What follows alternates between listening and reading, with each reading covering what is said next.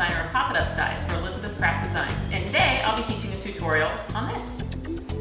How to assemble all of the farm character dies.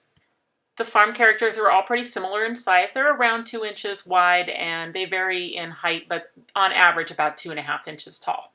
Now, if you want to make assembly the characters the easiest, go for the Elizabeth Craft Designs double-sided adhesive. It comes in sheets, it comes in rolls. You can kind of decide what's best for your project. For the characters, I often use the 2.5-inch roll because then I can just cut the cardstock down to 2.5 inches wide by however long I need for that particular color.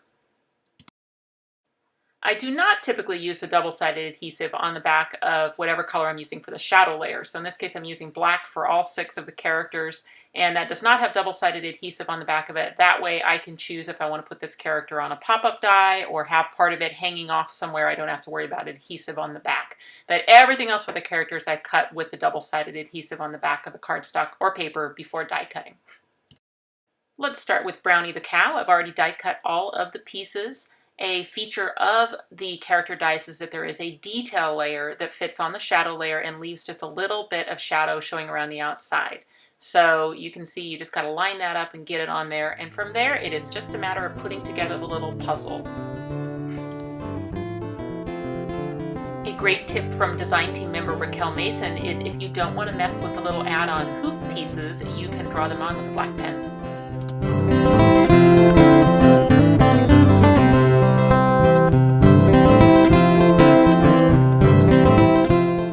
Some of the characters have a built-in stencil/emboss feature. So here's Snowball and William. I've die cut those out of white, but before taking the die off of the paper, I'm going to switch to an embossing sandwich in my machine and roll that through again. What I'll do is I'll press that paper up through all those little holes and make that fun pattern embossed onto the top of the character. I could leave that tone on tone, or I can sponge some ink through it. Some of the farm animals also have separate pieces on the same detail layer, so take a look at that. You'll see for William, he's got an extra leg there. So after you take up the main detail layer and get it on the shadow layer, don't forget to add his little extra leg there in the back.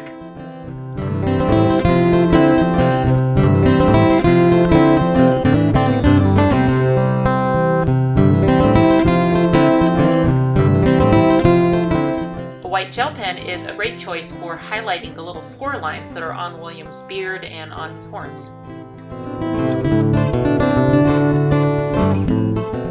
I always try to think about what the teachers are going to use when I'm designing things. So Snowball the sheep is one of the simplest characters. It's only the white color, maybe some pink ears, but those also look great if you leave them out. And the legs just stop short of the bottom. So what creates the hooves is actually just the shadow layer shining through from underneath. So you don't have those extra little fiddly bits at all. She also comes with a little flower if you'd like to put that in her hair. Next up is Coco the horse. There is a fun emboss/stencil feature with some spots for the horse, and that 4th leg is separate on the detail layer.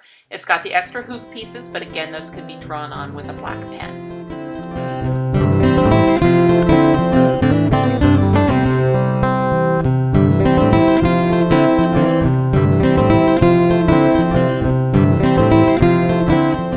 Cheepers the chicken is next. I like to start with the legs, and don't forget that there are 3 pieces on the detail layer. The main piece, the little tail, and the extra wing.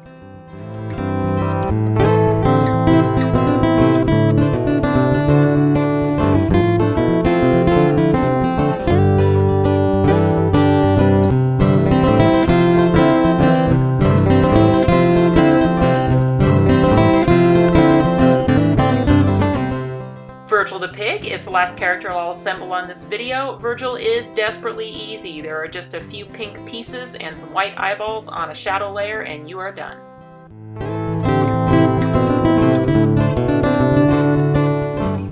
If you'd like to know more about the products shown in this video, like the adhesive and the tweezers and all of these fun character dies, head on over to ecraftdesigns.com. You'll find links in the About section below.